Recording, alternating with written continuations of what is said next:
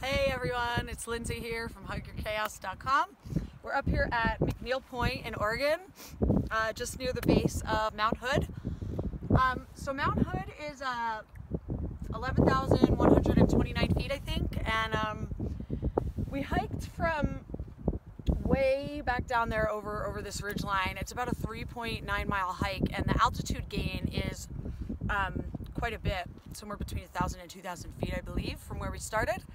So why I'm telling you all this and why I'm talking to you, you know, I'm pretty active and but I don't necessarily work out all the time. I'm a little bit out of shape. This was a challenging hike for me, okay?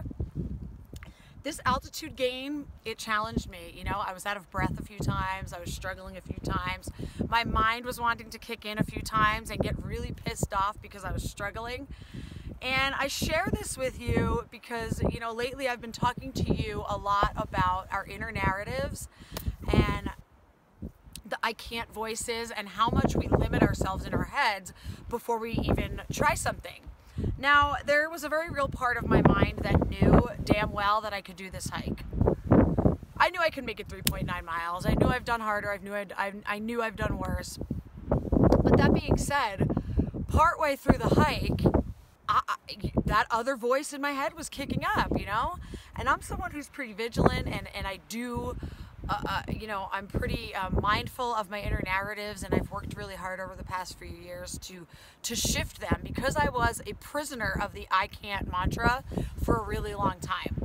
The I can't mantra, you know, trapped me in addiction and depression and in jobs that I hated and in relationships that I hated, because every time we tell ourselves we can't do something, we then keep the scenario going that illustrates that point.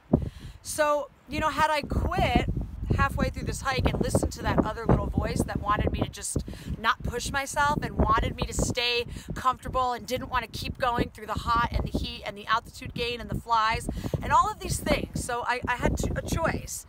I could have chosen to focus on everything that was challenging and everything that was hard about the hike, or I could have focused on the beauty of the surroundings and how badly I wanted to see what was at the end. And you know, had I given up, I wouldn't be up here getting to experience this, you know, amazingly awesome view that few people get to see.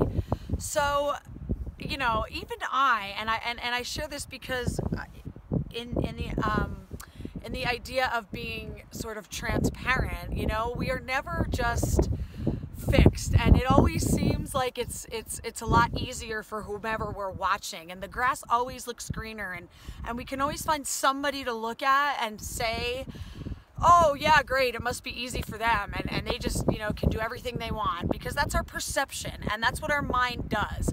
Our mind chooses these perceptions so that we don't have to push ourselves to be better, to step outside of our comfort zone, and to go further than we think we can, because our minds are lazy.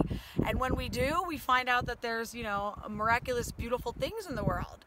So that's why I share this with you, in the name of just, you know, hugging your chaos and being open that, yeah, you know, even that inner narrative voice can still kick up.